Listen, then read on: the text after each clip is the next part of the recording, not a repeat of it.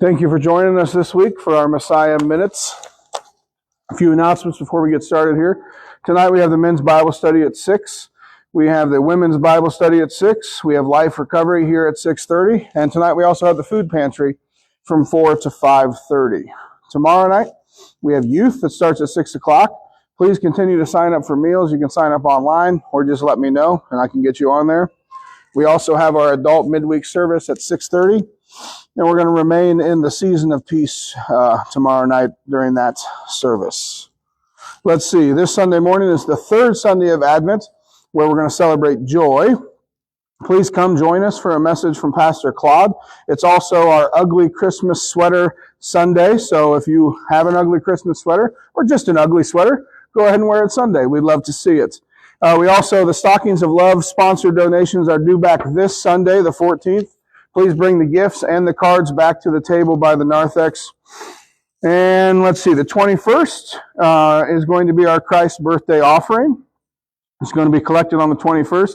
We also are asking that you dress your best for Family Worship Sunday. So there's not going to be any NTP kids or youth that Sunday. We'll all be in the sanctuary. We also are having a Christmas Eve service here at the church on the 24th at 6 p.m. It will be a candlelight service, and there will be no child care that evening as well. So let's get back into where we've been here. We've been focusing on 2 Corinthians 10, 3 through 5. For though we live in the world, we do not wage war as the world does. The weapons we fight with are not the weapons of the world. On the contrary, they have divine power to demolish strongholds. And we demolish arguments and every pretension that sets itself up against the knowledge of God. And we take captive every thought to make it obedient to Christ. So last week, we talked about our perspectives and how they can have a huge impact on our lives. But not just on our lives, but the lives of those around us. So we talked about how negativity is like an infection that spreads everywhere we go. So our perspectives shape our lives. And our perspective is shaped by what we think about. So we looked at Joshua and Caleb. We saw that they were thinking about all the ways that God had delivered them, right, throughout their whole life, and how he had kept his promise. But the other 10 spies were not. They were too busy being afraid and focusing on the problem instead of the providence of the Lord Almighty. So this week, I want to talk about shifting our focus. How do we get from the 10 spies' perspective to the other perspective of Joshua and Caleb? How do we get to the Joshua and Caleb way? I think the first way we do that is by changing what we focus on. You see, instead of focusing on the problems in our lives, we can focus on all the things we can appreciate or say thank you for. And I don't want you to miss this. I'm not just talking about in your mind. If you want a better relationship with your spouse, stop telling them what they're doing wrong all the time and start appreciating all the things they're doing right. If you want a better relationship with your kids, then stop pointing out their flaws and start focusing on their gifts. Tell them what a blessing they are to you, to your family, to the world. Stop looking for mistakes in your own life and in the lives of others. Stop looking for ways that you or those around you need to improve or need to change.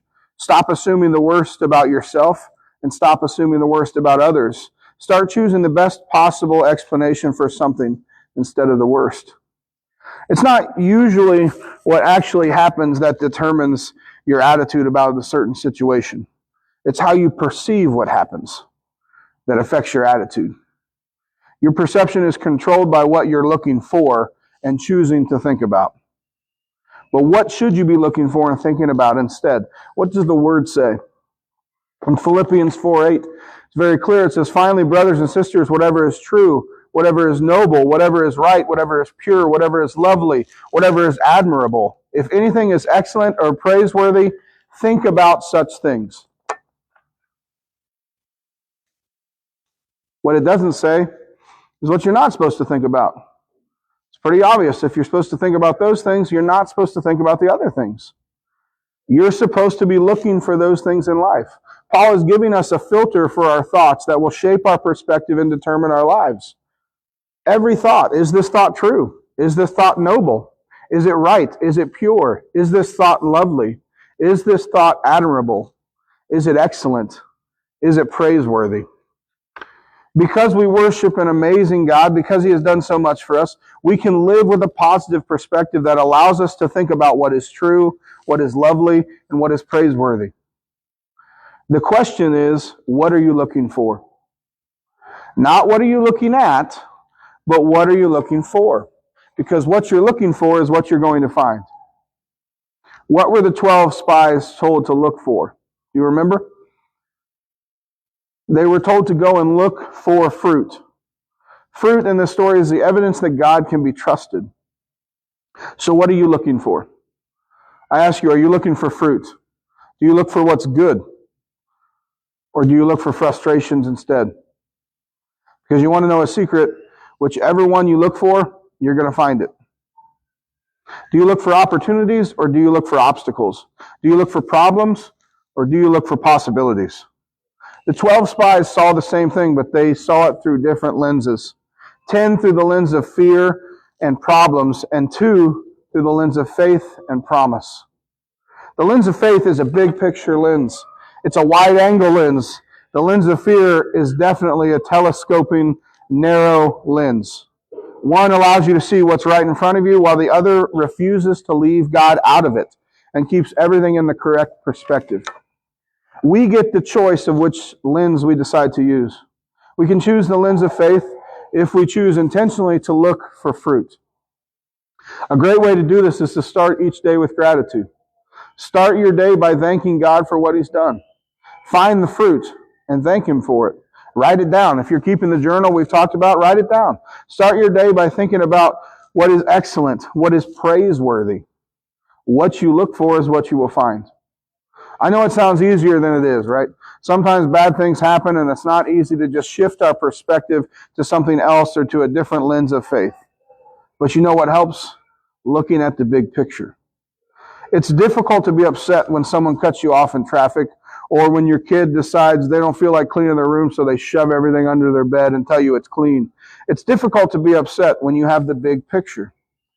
You start thinking about, you know what, some people can't afford a car.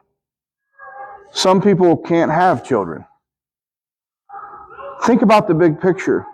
In India, Suman and her brother were excluded and threatened with death by their Hindu relatives after converting to Christianity.